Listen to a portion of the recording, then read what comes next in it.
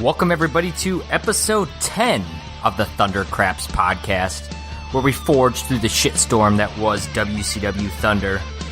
I am your mega dumb host, Josh Kaiser. And get off your hands and knees, Haddix. I'm not your wife. Nice. And the man who, as a baby, fell right through the operating table, Kyle Hogan. I was actually betting on Mega Dumb was going to be for me, so I appreciate your own self-burn. What's going on, everybody? Every once in a while, I can't give myself all the good stuff, so, you know. Also, it was a little bit weaker, I thought, for a week of good quotes, so that was the best of the best, I thought. So it's funny on that is, I don't know why I thought about it today, but, so my middle name is Lee, Joshua Lee Haddix. Right. So I was thinking of Stagger Lee Haddix and Kyle the Stain Hoagland. I don't know why I thought of that earlier, but I did. Well, of course, we are here. We are back. We are 10 episodes into WCW Thunder. It's March 12th, 1998, and things couldn't be hotter, guys. We're only 3 days from Uncensored. And I don't know about you. I'm pretty excited for what's going to be uncooked and unkept and just uncensored, right? It's bigger, longer, and uncut. Maybe Ric Flair will be in a dress again. Maybe Ric Flair will be in a dress. Speaking of, we haven't seen him on Thunder in a while. Well, I think he's in the middle of contract negotiations. Okay. This is around the time in his career with WCW where he's in a lot of litigation and standstill. I don't watch Nitro, so I don't even know if he's on that. But I'm surprised we haven't seen him in a while. Well, it's like you got Bret Hart, who we haven't seen in a long time, and we know he's wrestling at Uncensored. So that's true. Yeah, he's just one of those people that has not shown up too much here. That said, let's just get right into the show, guys. I know we're recording this less than a week after 4th of July, but to me it felt like the opening of this show was the 4th of July. They set off a shitload of pyros to open this show, more than normal. It was almost like somebody accidentally hit the button for the main event before the show got started. So we saw a lot of pyros. We're live in Baton Rouge, and Tony Schiavone talking about how the Thunder is going to really hyping it up this week compared to last week. Kyle, you noted about he mentions that Thunder has the most exciting matches never before seen on live television. And I'm going to have to say some of the matches that take place tonight are probably never before seen, and I'd never like to see them again. I don't know. I mean, he's not wrong. with what he says. I mean, look, one thing about Tony Schiavone is that he believes what he says, and for the most part, what he says has some nuggets of truth in them. Well, we'll keep that in mind as we roll into the card that is taking place before our eyes. Of course, it is Tony Schiavone, Bobby Heenan, and Stagger Lee Marshall. It seems like they've kind of hit their groove, and this is going to be the three-man booth that we've got going forward. Of course, we are 3 days away from Uncensored, and Mr. Stagger Lee brings out two big pieces of information when talking about Uncensored. Well, first of all, it's uncensored. And then secondly, he says, don't ever get in a fight with anyone madder than you. So Stagger Lee just really, really hyping us up for the pay-per-view coming up. Those nuggets of wisdom. The show's going to get right out, started with the Giant walking out. Of course, the Giant comes out to no music, which is I like that about him, but it's kind of a weird way to start the show because you don't have any hype to know he's coming out there. All of a sudden, you just have to cut and oh, here comes the Giant. That's so Raven, if I could say it. Right. And he's rocking an interesting look. Of course, he's got the jeans, he's got a T-shirt, a leather vest on, and he's wearing the neck brace. I don't know what to make of this attire that he's got going on, but he gets he was a fanny pack away from being Kevin Nash. Speaking of Kevin Nash, that of course is what the promo's about, and he lets you know that by saying the name Kevin about 400 times. And then he changes course and says he's going to challenge the entire NWO tonight. and then says if he gets through all of them, Kevin Nash is going to have hell to pay at Sunday at Uncensored.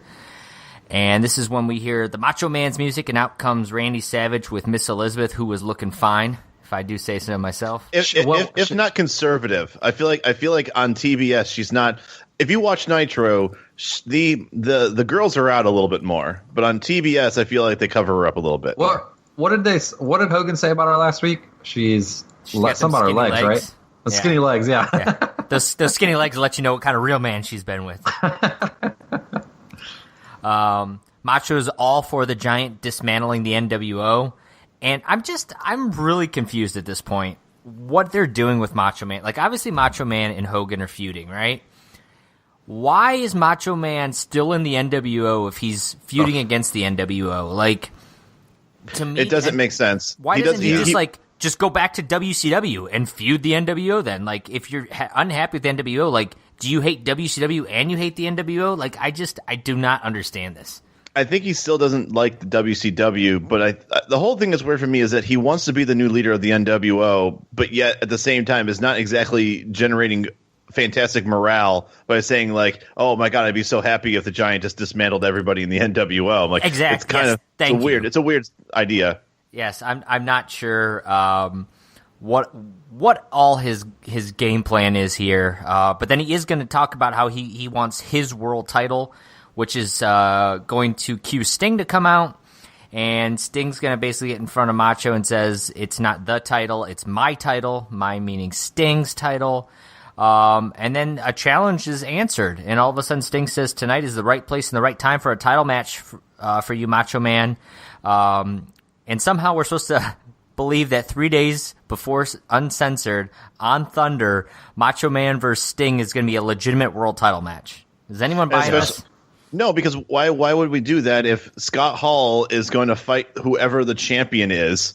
He's the number one contender. He's not all of a sudden going to still fight Sting. Like, right. if Macho Man were to win, and obviously it'd be one thing if Scott Hall challenged Sting tonight and Sting accepted, and we have like a world title match between the two guys that'll be wrestling Sunday. Like, this match doesn't make any sense to me. But let's be honest, it's a main event on Thunder, so we all know what's going to happen, right? I was just about to say that, yeah. Yeah, I mean, I know we're thinking too much into it, but at the same time, it's just the whole premise of, like, we're not. Once again, we're all in our 30s now, but it's like, I think even back then, we probably could have looked at this and been like, this doesn't make any sense that they would have these guys fighting when they already have main event matches promoted. Yeah, you've been promoting this pay-per-view for a month now, right? Right. So, we are going to get our first sign of the night, and it's WWF and Mike Tyson, Bite Me. So, tough words from the Baton Rouge crowd.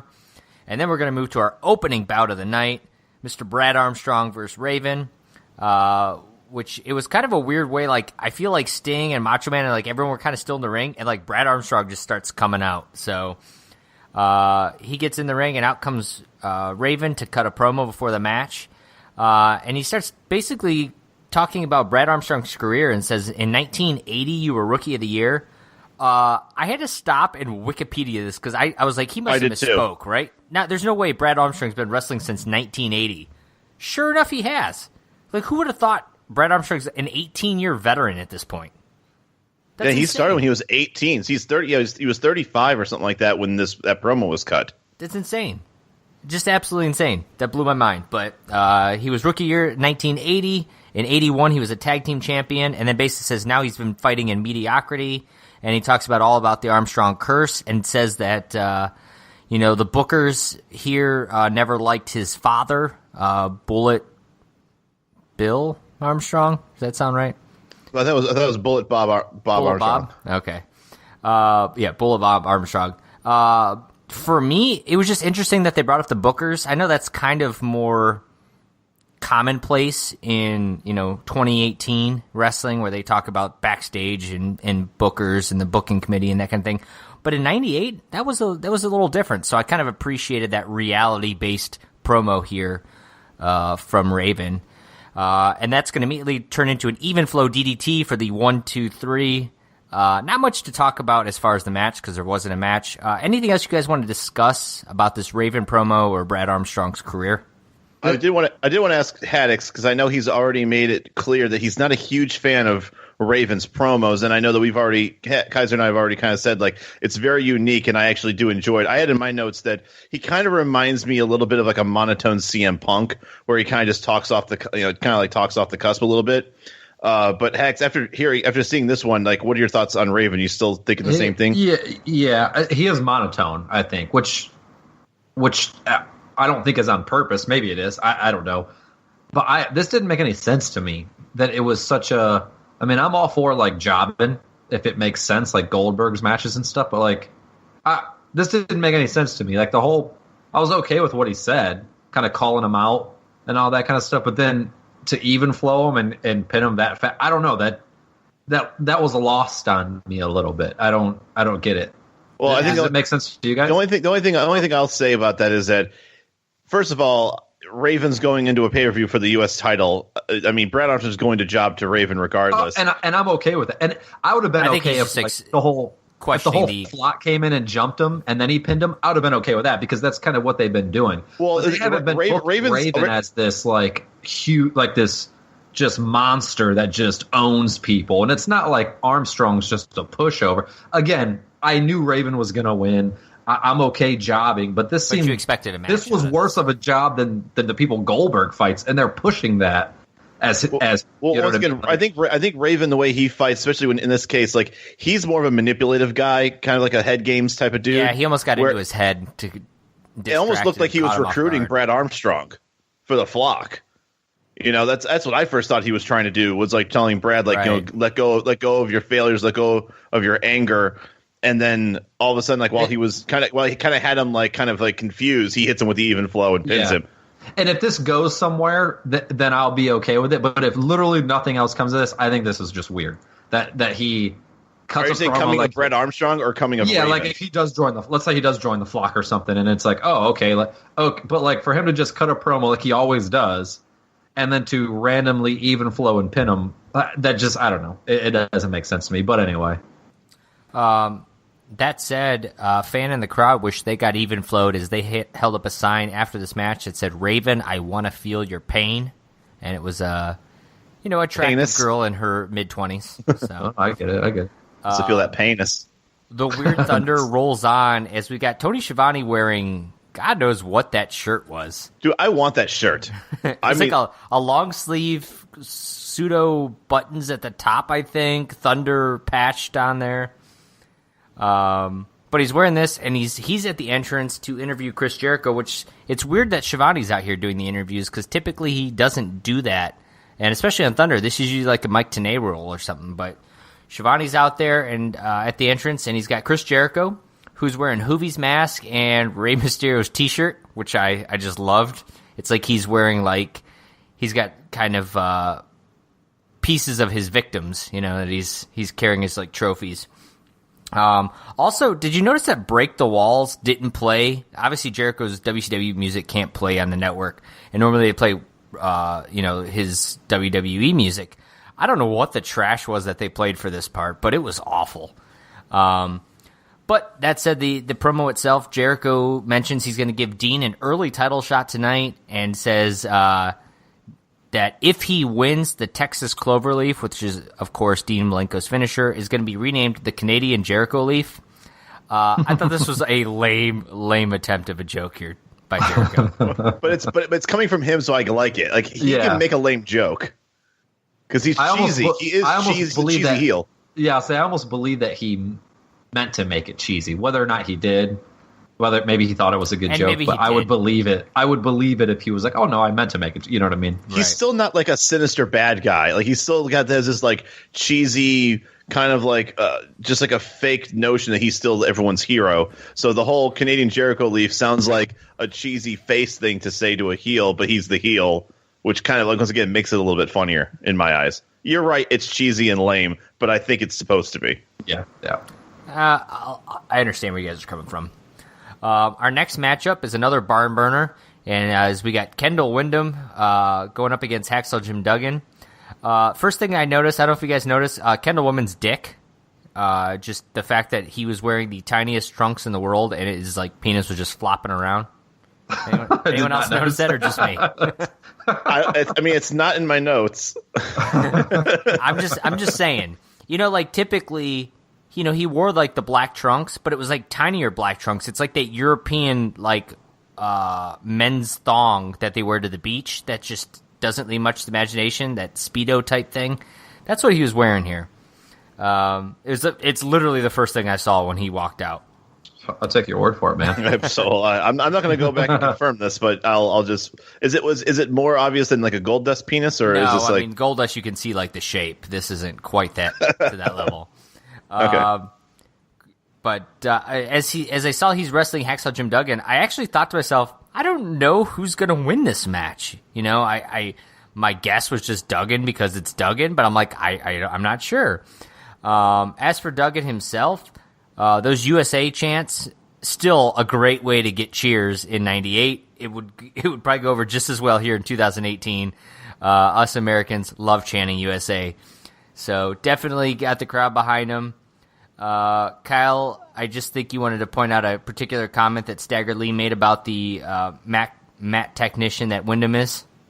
I actually had to replay this 3 times because I couldn't believe that Stagger Lee would even come to this conclusion. But he basically says that, Jim Duggan's a more nonsense brawler type, striker, and Wyndham's a much more of a mat technician. And I just thought to myself, like, that's like saying like Kane is more of a luchador than the Big Show. Like, once again, I understand this is the Wyndham family, and obviously Barry Wyndham is a legend, Hall of Famer, one of the greatest wrestlers of all time. Kendall. Not so much, and I wouldn't go as far to say that you can tell he's green in this match. Like, there's a lot of things he screws up, and Duggan's not going to be a guy that's going to help you out a lot, make you look good. No, he will not. Duggan is going to go to do his 3-point stance into Old Glory, which I didn't realize was the name of his finisher. I always thought the 3-point stance was his finisher, but apparently he has this Old Glory knee drop, which is going to get him the 3 count.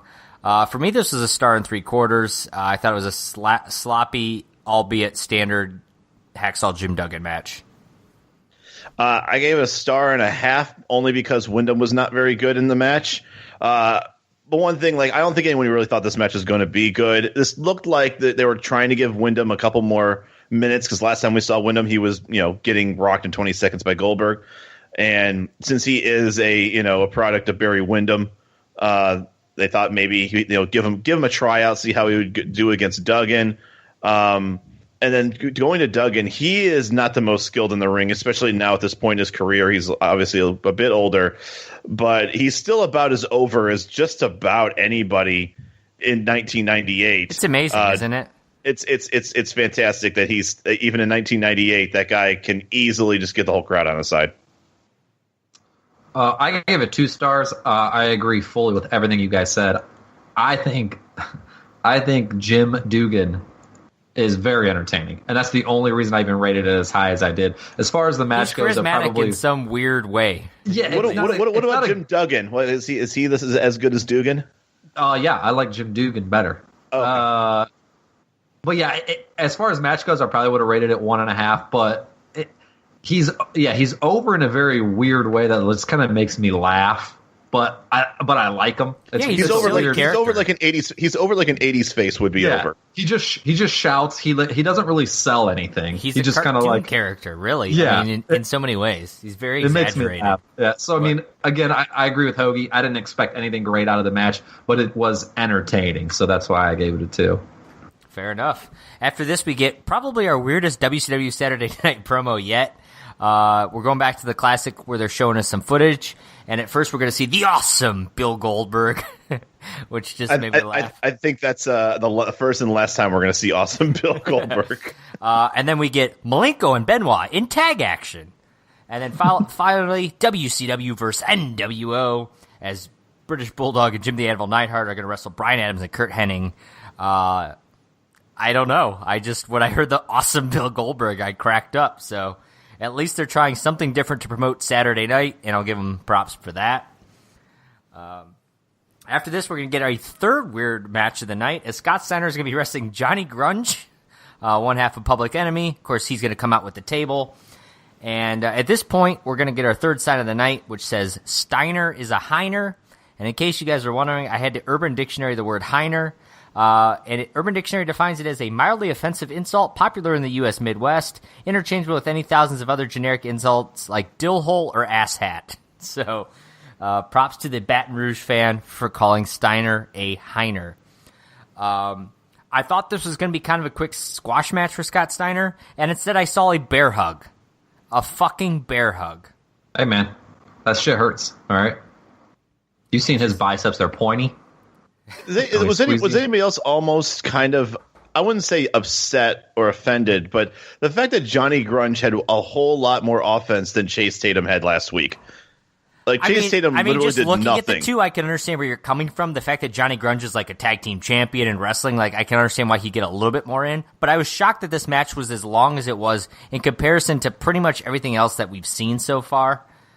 Of course, Johnny Grunge is going to go to the outside to check the stability of his table for whatever reason.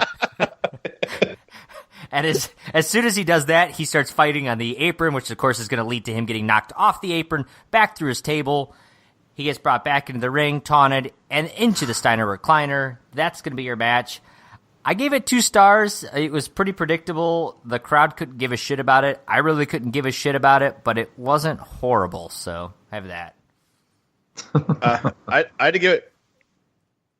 Pardon me. I had to give it 2.25 stars, only because I had to rate it higher than the Chase Tatum match, which I actually gave 2 stars for. And I like you. I'm surprised this match went as long as it did, and for the most part, it was about as good as a Steiner Grunge match could be. I mean, I think they all threw in their offense in a sense. Like, I think Grunge did what he knew how to do, and he also knows how to go through a table. And he knows how to go through a table. Yeah. So, and once again, this is just, they're pushing Steiner. He's got his match against Luger, and Steiner is just going on a roll of just steamrolling everybody he fights. So I gave this, oddly enough, a 2 3/4, 2.75 for all you mathematicians out there. This match, and I think this was an issue of expectation over reality. I've never seen Johnny Grunge. I don't know if he's a popular wrestler or whatever. They said he was a world champion, and I have no idea who he is. Him and the hell's Rocco Rock. Rocco Rock in Public Enemy or tag team from ECW. Oh, okay. And then they've he looked like an ECW guy. I think I actually put that in my notes. So, but I thought this was going to be a turd when this guy walks out. He has like a number 69 jersey on. I'm like, oh, this is going to be. I was like, this is going to be horrible. And he actually was an impressive fat guy, if you will. The match went longer than I thought it was. That's in my resume, by the way. You are, my friend. So I think this was kind of one of those, I thought this was going to be horrible, and it was actually, decent, if not kind of good especially for Thunder.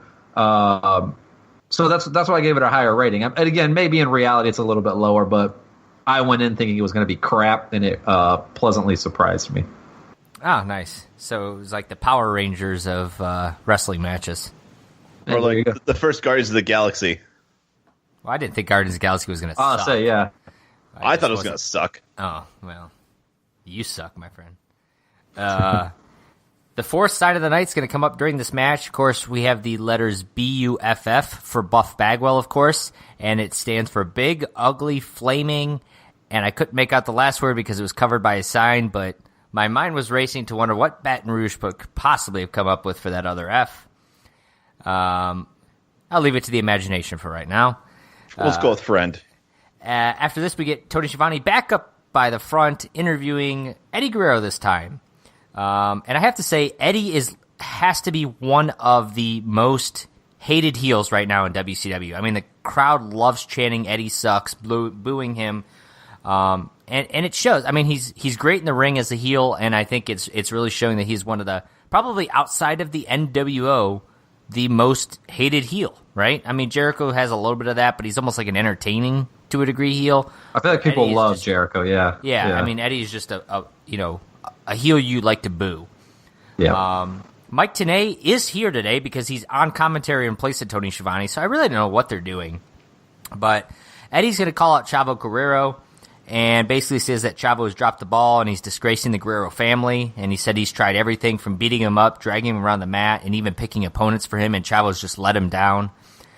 And Chavo, of course, comes out and Eddie says, I want one match with you, and when I win, you basically have to do everything I say.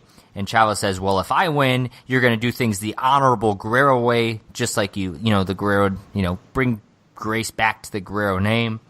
And much to the dismay of Eddie Guerrero, that match is happening right now, even though they were both in their, ring attire and looked like they were ready to wrestle. And this is at the point where I saw the sign that said Jericho is gay. So my thoughts in Baton Rouge is things are not looking well for them. But of course, it's a different time. So what can I say? As for the Chavo and Eddie match, this was probably less than 3 minutes long. But god damn, did I love this match for how quick it was. Like, if you want to look, there's a couple of matches. One was, I think it was Owen Hart 1-2-3 Kid at King of the Ring. It was another match that was like under 3 minutes. If you want to see how to do a match that's, you can make a good match in less than 3 minutes, watch this Chavo and Eddie match. I thought it was great. Chavo hits his Tornado DDT, which just about brings the upset win over Eddie. Of course, Eddie just grabs underneath the ropes before the 3 count. Eddie is going to hit the frog splash for the win. I gave it 2.5 stars, mainly because it could have been, I guess I could have given it higher, but it just wasn't long enough for that. But for under 3 minutes, whatever it was, I thought this was a great match.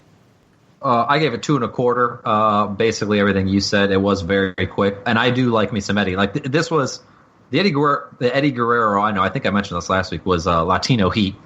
And while he was good in WWE, I feel like they didn't really tap into everything he could be. Maybe I'm wrong. Maybe you guys disagree with that. But I really enjoy watching him, now on Thunder and stuff, because he is very good, very entertaining. And I think he does very well on the mic as well. Like, I really enjoy the Eddie Guerrero appearances on Thunder. I gave it 2.5, just like Kaiser. It was a quick match. But there was no pausing in the whole match. The offense was great. Charles Robinson needs to get a slap on the wrist for seeing a blatant low blow and just letting it, letting it ride. Chavo should have won this match by a DQ. But unfortunately, we can't all get what we want. And to answer your question, Haddix, I think when these guys were in WCW, because of the lack of I'm sure they're on TV a lot, but really, like, I kind of like getting like that main event spotlight that they never ever got in that company. I think every time they were ever out in the ring or behind holding a mic or whatever, I think they did everything they could. I wouldn't say they overachieved, but I think when they were in WWE, it was a lot more comfortable for them. I think they knew where their place was. I think they knew what their role was in the company. Obviously, like guys like Benoit and Eddie Guerrero, they became world champions and they became a little more comfortable in their own skin. But in WCW, they knew they had to basically earn every second of TV time. So after this, we are going to get our NWO promo. Of course, that's the sound of Jimi Hendrix, is according to Tony Schiavone, which, as we know, listening to the network, it is not the sound of Jimi Hendrix, but just the classic NWO theme. And then, was it just me, or did you hear like ambulance noises like coming during this? Yeah, I heard them too, and I wasn't sure if that was also added. I know that sometimes they add they'll can in some shit for the music they can't play. Like even for Jericho, you can tell that there was like pre-canned booing that they just got to add over top to try and cover up where they can with the music so it doesn't blend in. And I feel like sometimes they'll do that depending on how loud Jimi Hendrix is playing that day on Thunder. So you think Jimmy was playing a little bit louder this week? Yeah, he was out there really rocking. He was turned up to 11 this week. And Hoagie, you could also speak on the crowd here with these signs for Eric Bischoff and how they can't get his name right.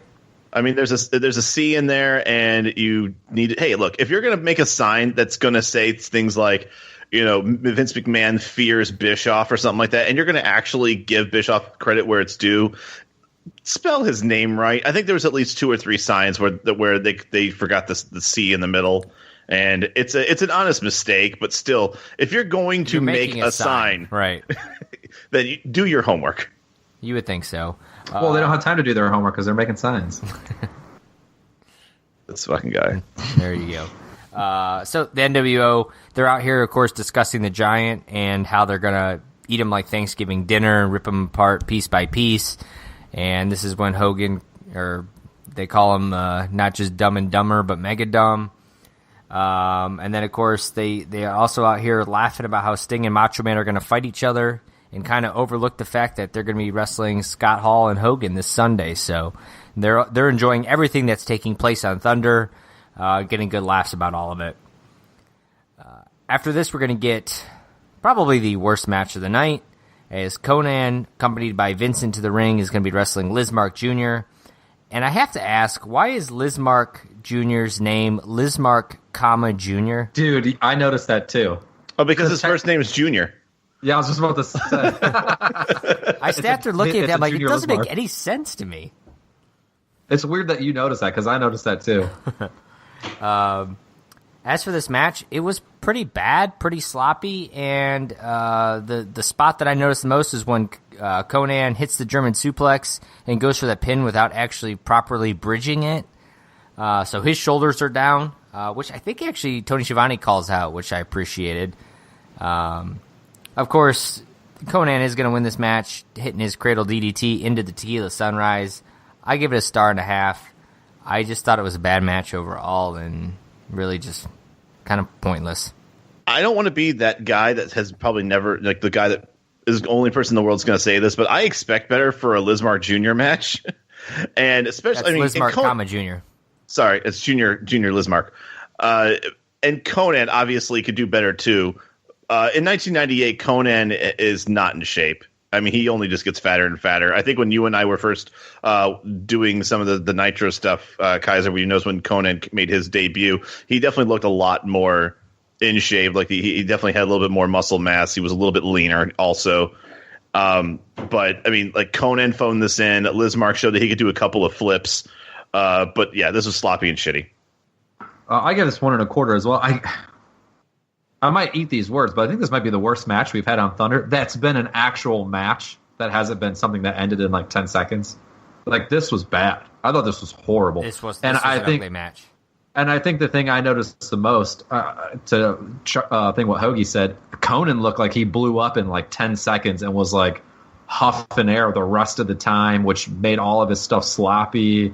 Like, I was like embarrassed for these guys, and this happened 20 years ago. So that was bad. Like I said, it might be the worst match we've seen on Thunder yet. I don't think it's the lowest rated match I've given, but I will say it's definitely down. Well, again, we've rated some lower because they like weren't real matches. Like some of the Goldberg squashes. Right. We've rated lower, but like. This was a match that lasted longer than the Eddie Guerrero match, and it was just cleanly horrible. Without a DQ finish. Yeah, something like that. This was just bad. Oh my god, it was ugly. After the match, Conan's going to try to remove Lizmark Jr.'s mask. This, of course, is going to bring out Juventud Guerrera, who Conan is feuding with at Uncensored. So Juvi's going to make the save and keep fighting. And that's going to kind of end things there. But Kyle, you made a comment, and I missed this. There was some reference to John Travolta being made. Tony Schiavone says something as they're going to commercial, and he's saying, a John Travolta wannabe coming up next. And it was just like, what a weird fucking thing to just say as you go to commercial. And I assume they mean disco. That's the only thing I can think of. Oh, Saturday Night Fever. Yeah, I think that's. But that's what it's just a weird. Like there was no discussion of disco. There was no talk that he even had a match. And then all of a sudden, like after Conan kind of lays out Hoovy, and they kind of go back to the entranceway to kind of camera pan. He's all of a sudden he's just like, John Travolta wannabe coming up next, and that was it. That's great.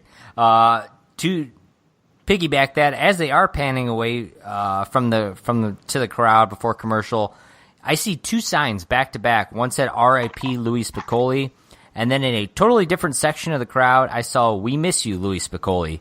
We haven't talked about Louis in a while. He passed away, about a month ago. He's not from Baton Rouge. It was very strange to see both these signs here. It's the first signs I've seen for him in a while, and just kind of crazy, but nice to see that there's a little bit of respect out there for our boy Louis. Hey, as long as he's not gay, then Baton Rouge will apparently embrace him.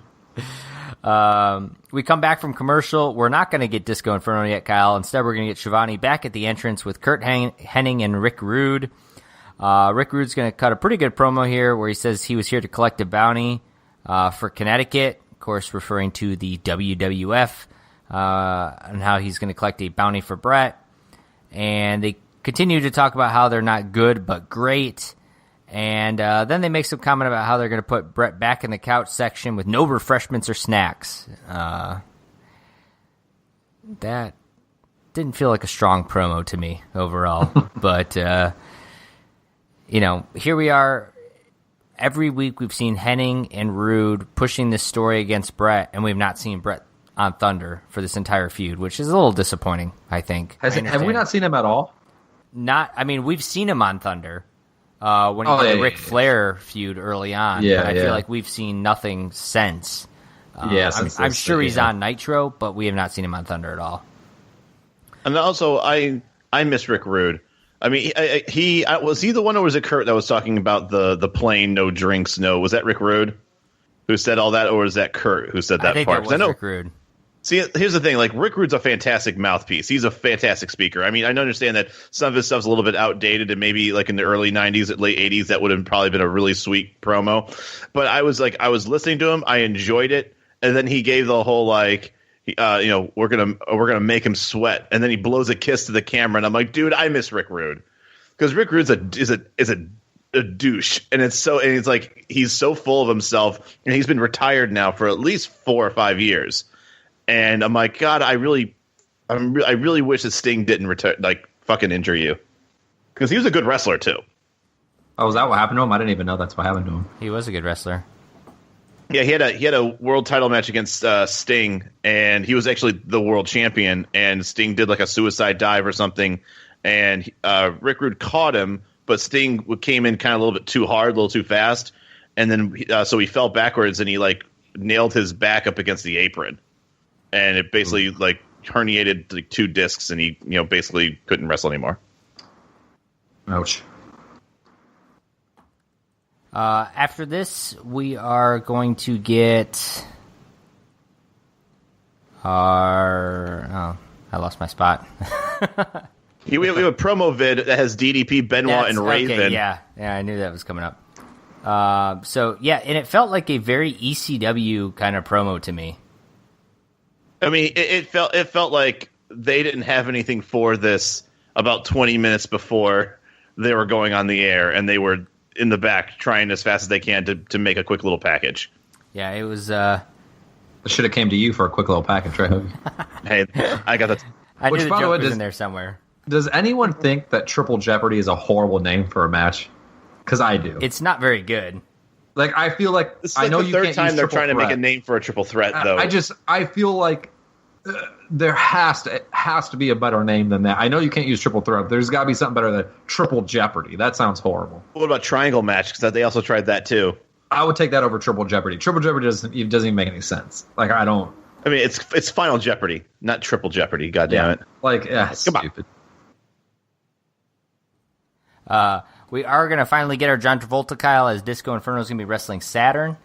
This was surprise. I mean, I shouldn't say surprisingly. Like, I think Saturn's a pretty good wrestler during this era, and Disco's decent at selling in this era. So, there's a lot of back and forth.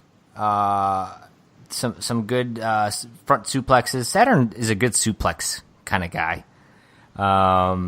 Disco is going to get the crowd behind him when he knocks Lodi to the ground. And then ultimately, Saturn's going to do a 3/4 Nelson suplex, which leads him to do the Rings of Saturn. And that's going to be the win for Disco. For Saturn. I give it 2.5 stars. I thought there wasn't as much interference as, typically happens in these flock matches. And I actually thought there were moments that Disco might pull off the win. So for that, I applaud him for this match on Thunder. I gave it 2.25. I thought it was a pretty good match as well. I think my hang-up was a little bit of the psychology. I'm assuming Disco's the baby face in this match. Everyone's rooting for him and everything. But he uses the ropes at one point to help him try to pin Saturn. He was doing a little bit of some heelish stuff. So I wasn't sure exactly. They may both be heels right here because And that's the Disco's thing. That's kind the of weird been a thing. heel. And that's what I don't. That was my hang-up. But the match itself was pretty good. I agree with you. I wasn't sure who was going to win this match because it wasn't, one of these matches where, oh, well, Saturn has a title match coming up, so he's going to win, obviously. One of those types of deals. So Right. I actually enjoyed it. I thought it was a pretty decent match. I gave it 2 3/4. I can't give this a 3-star match because I think once you start getting into the 3, 4, and 5-star matches, you need to have two guys that draw better than Disco and Saturn. Once again, this was a very good match, all things considered. Kaiser, you and I talked about Disco when we first saw him in '96, and how he just looked like he had like a dad bod. He was out of shape. He looked so much better in '98. He definitely looks a lot more tone. And he actually looked pretty good. Like we definitely gave him shit in '96. It definitely could show that he probably needed more time in the gym and more time, kind of honing his craft as a wrestler. And Saturn has, since day one, has always had one of the most innovative move lists in the business. That guy, like everything he does, just seems like he thinks of out of thin air. And it's always been Saturn's always been an entertaining wrestler, for the very least, that he has really good, high octane, kind of like when Scott Steiner in his prime, has a lot of really good, hard hitting moves. Yeah, it's a good comparison, actually. I like that one. After this, we're going to get the NWO versus the Giant. Out comes Hogan, Hall, Steiner, Hennig, Rude, Conan, Scott Norton, Vincent, and Bryan Adams. And then we cut to the crowd, and I actually see the Buff sign in full view, and it's big, ugly, flaming fruit. So I'm going to give Baton Rouge a pass. Could have been a lot worse and a really bad look, so I'll be okay with that. As for this match with the Giant and NWO, apparently this is they wrestle one at a time versus the Giant, which I feel like, really helps the Giant, gives him a much better chance of winning this match. And the match kind of turns into one man after another, like a kung fu movie where they attack him one at a time and get their ass handed to him. He's going to take out Scott Hall, then Hennig, then Conan, then Hogan. He power bombs Conan. The bell's going to ring at some point. They're going to all clear out. The crowd is hot for the Giant. The Giant has just dismantled the entire NWO. I hated this personally. I thought this made the NWO look like absolute shit here. I understand giving the Giant a little props there for a minute, but at some point they should have all been able to overpower him or something. And I was not a fan of the segment. I think Haddix, you disagree with me. I don't remember Hoagie if you did or not. Well, I'll let Haddix go last because I agree with you that I didn't really care for the match. Although I will say that the NWO basically for the last 3 years has been bulletproof, so I don't mind every once in a while like someone putting them in their place, especially if it's someone like the Giant. I still think the whole powerbomb being banned bullshit it needs to go away. How else is Scott Norton going to win any matches? And then also, the Giant headbutts everybody in the ring with a broken neck. All right, this isn't Kurt Angle where he can start doing stuff with a broken frickin' neck. That's actually a great point. There's a couple reasons why I like this, and I thought they did it a little bit smart because I agree with you. If they just all went in the ring after Giant and he beat him, that would be like a little bit of okay, there's no way. But while it might not have made complete sense, the fact that they had to do the tag rules, it gave it a little bit of, oh, okay, well, I can definitely see the Giant being able to beat them all now because it's one-on-one, et cetera, et cetera. I think my favorite thing about this was I honest to God, fully expected it to be like basically the three of the guys that he beat. I thought like Vincent and Conan were going to come out, and that was going to be, a couple of the jobbers, you know what I mean? Right. And Giant was going to beat them, and okay, he beat the NWO, whatever. But I mean, they actually had Hogan out there. I mean, they had everybody basically except Nash, which made sense because he's not there or whatever, you know what I mean? So I actually really enjoyed it. And to kind of what Hoagie said, you kind of go in thinking, oh, well, Hogan and the NWO are obviously going to either cheat or do something because they always do. so something's going to happen. But they actually took the beating. It made Giant look like he is a beast, and I thought it was very entertaining. I just really enjoyed it. I think it was because it wasn't what I expected to happen. Yeah, fair enough. The Giant is going to get handcuffed back in those chains like last week because of the power bomb he threw out there, and he's going to walk towards the back, and out comes Kevin Nash, who's returned from his back injury. He's going to throw that coffee in the Giant's face. This is going to lead to the Giant breaking the cuffs, and they immediately cut to commercial before Schiavone can even get the words, "He breaks the cuffs," out of his mouth. I really thought the timing could have been a little bit better. They could have given us another 5 seconds at least. I felt like it cut a little early. So Haddix, would it be safe to say that Haddix, that Giant broke free from the chains? Hey, he needed to hold on for one more day, and he didn't. Okay. That's going to be your segment. We're going to come back from commercial, and we're going to get Dean Malenko versus Chris Jericho. Of course, this is the challenge Chris Jericho had posted earlier in the night. He's putting the title on the line. And the match gets started quick and early, and it's not very far into the match that, I don't know, they probably wrestled for 2 minutes or so. Jericho's going to get his, at one point, taunt where he flexes for the pin. But Malenko is going to overpower Jericho, put on the Texas Cloverleaf, and Jericho's tapping. We got ourselves a new Cruiserweight champion. Or do we? Because all of a sudden, out comes the real Jericho as he's going to grab the belt and hit Dean Malenko with it.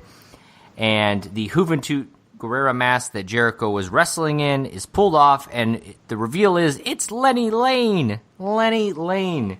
Jericho's going to hit Lenny Lane as well. He's going to put the Lion Tamer on Malenko. That's your segment. I gave it a star and 3/4 for the match because it wasn't much of a match, but I gave it 3 stars for this angle. They had me hook, line, and sinker. I thought for sure that was Jericho wrestling in the Hoovy mask. I was shocked that he tapped, but it was totally believable because these two are wrestling again on Sunday, so I could totally see a scenario where Jericho loses the title only to, get a chance to go back for it at Uncensored. Absolutely loved everything about this, and they totally caught me off guard. I gave it I guess to go with, I gave it a 3, but I guess in essence I would kind of do what you did, Kaiser. I gave it a 3. I was ready to give this a 5. If that was actually Chris Jericho and they like switched the title like that, I did not see that coming. I was like blown away when that happened. It was amazing. I actually even believed that was Jericho, and they're like, when he did the flex pin, I wasn't like, wow, this looks weird. Like, why does Jericho look weird? Yeah, I didn't either. I didn't even think twice about it. Me either. They played it very well. So I got to give him credit for that, and I guess it was a quick match because I think if it was longer, we might have been like, oh, this doesn't really look like Jericho or something's going on. Absolutely. So I agree with you. 3 stars. I gave it 3 stars, but I guess in essence it was more for the angle because the match really wasn't that that great. I gave it a 2-star rating, and obviously just for the match itself. Because I actually really did enjoy the match, even if it was Lenny Lane. I liked the early attack. I actually liked that Lenny Lane, as Jericho, did put some offense down. It wasn't just Dean Malenko just squashing him at the start. So you gotta give Lenny Lane some credit. I mean, once again, I was completely 100% convinced that was Jericho, just like all the rest of you. And the fact that we were all under the impression that Malenko won the title made this exciting, and the swerve was even better. I said like 2 stars for the match, 4 stars for the angle. This was easily the most interesting thing that has happened on Thunder in the 10 episodes that we've done. I don't know why you guys keep giving Kurt Angle a rating. He wasn't in this match, so. This guy. Whatever. What's up? After this, we're going to get the Scott Norton versus Lex Luger match. For me, I can't believe that Scott Norton, who is just one of 8 dudes that jobbed at the Giant, is going to be wrestling Lex Luger, and I'm supposed to expect him to hold his own in this match. Then the big storyline Heenan asks is, can Lex get Scott Norton's big body up for the torture rack?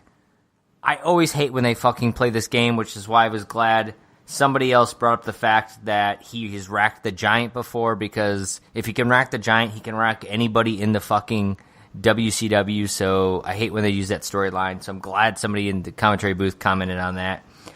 And my favorite moment, maybe of the entire night, did you see in the crowd when the one fan put the other dude up in the torture rack and was torture racking him in the crowd? I did not. Yep. No, I saw it. Yeah, that was awesome. Oh, my God. It was awesome. First of all, the torture rack may be the most over finisher in WCW. The fans fucking lose their minds for this move.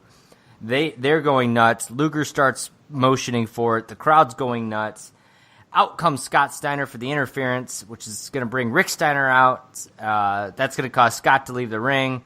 And the crowd is going to get blue-balled hard, as nobody is going to get torture rack except for that fan in the crowd. I gave it a star and 3/4. I thought the match was shit, and I only rated it this high for the angle because you're still kind of pushing that Rick and Scott Rick Steiner, Scott Steiner, I should say, feud, as well as the Scott Steiner Lex Luger upcoming match. But the wrestling that actually took place in this match I thought was pretty bad, also including some really bad forearms and clotheslines from Lex. Oh, yeah, I gave it a star and 1/4, basically the same reasons. My big thing on this match is they kept like hyping up how strong Norton looks and all that kind of stuff. And like Lex Luger looks 10 times better than Scott Norton does. So I don't know why they're like, I felt like they kept pushing that, like, oh, he's the strongest man in wrestling. I'm like, Lex Luger's bigger than him and looks way stronger. So that threw me a little bit. But yeah, the match was meh. I don't know if I would say that Luger is bigger than Norton. Norton looks like a brick house. I mean, he's like Mark Henry. Thicker. I mean, Mark Henry is a thick dude. But I mean, Lex Luger is jacked. Like Lex Luger's taller and jacked. Like he looks strong as hell too. I don't know. It's not like it's, me versus you, Hoagie, where I look 10 times stronger than you or something like that. You know what I mean? No, I'll give you what. We're gonna move on. I actually didn't even rate this. I just called this a dud.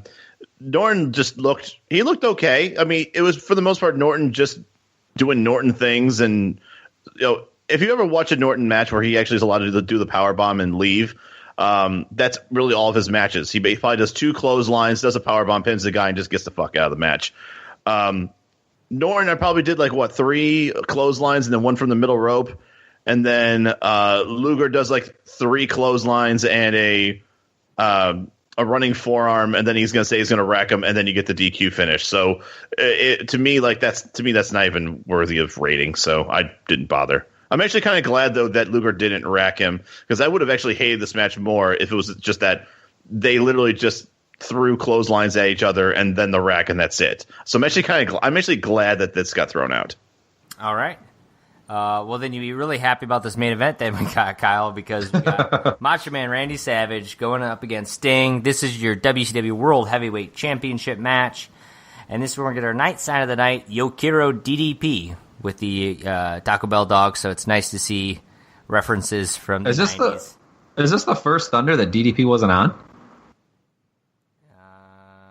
I feel like it is. That's a great point, because you're right. I don't think we saw DDP, did we? Yeah. No, not today. I mean, I don't know if we have it in other ones, right, but we definitely did tonight.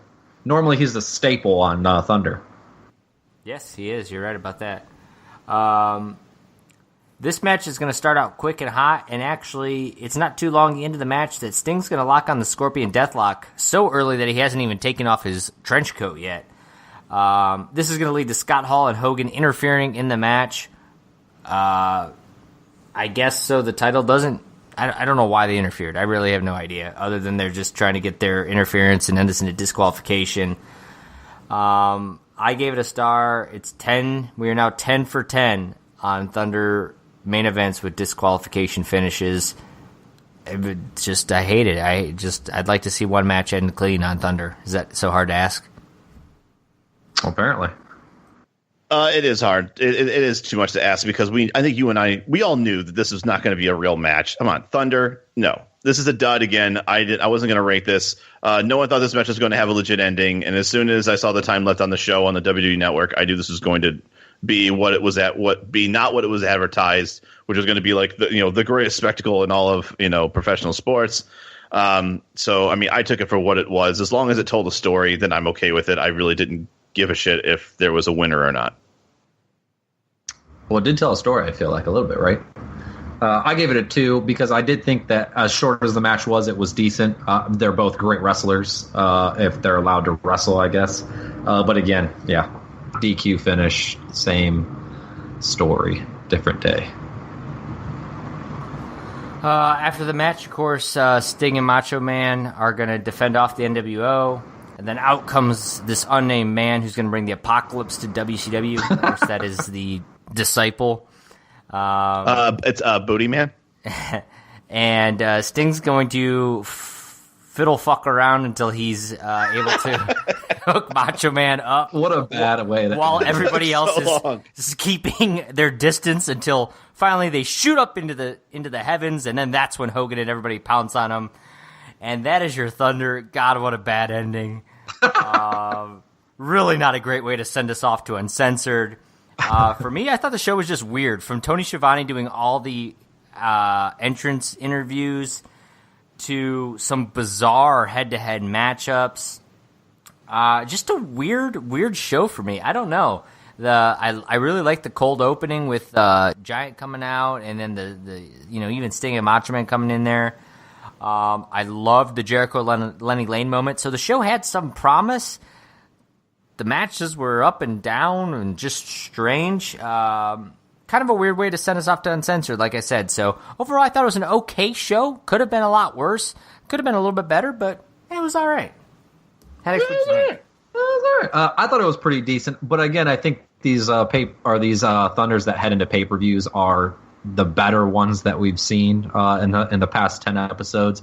It's weird, though, because I feel like we keep saying these Thunders are crappy, but I feel like this is the norm that we're going to have. So it's like it just is what it is, I guess, at this point. I don't know. It's very true, right? Yeah. So I thought it was one of the better Thunders compared to some of the other ones, but not the greatest. So it was what it was.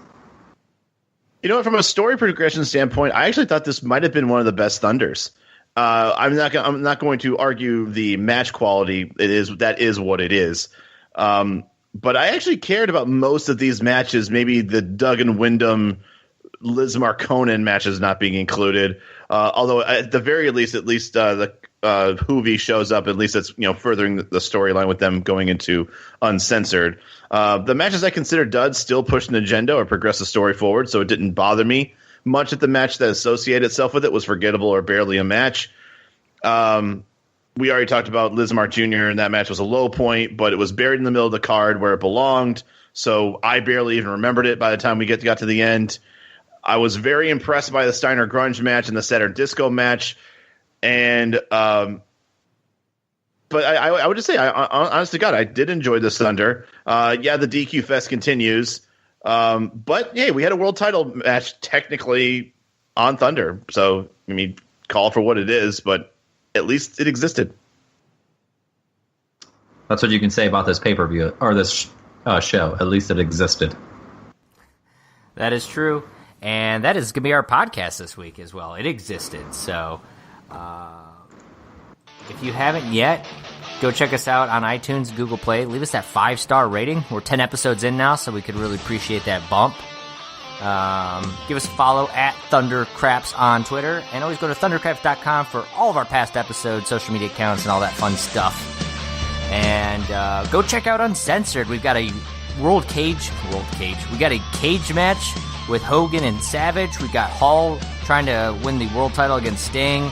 We got Lex Luger and Scott Steiner in a match, Chris Jericho and Dean Malenko, and a few other good matches on the card. So check that out. Watch that March 19th, 1998 edition of Thunder, and we'll be back to see how all of that turned out. What's the deal with the NWO? Is the Macho Man the new leader, or is it still Hogan's squad? So for Kyle Hogan and Josh Haddix, I am Josh Kaiser, and we will see you guys next time on the Thundercraps podcast. See you later. We are mega dumbingly out of time.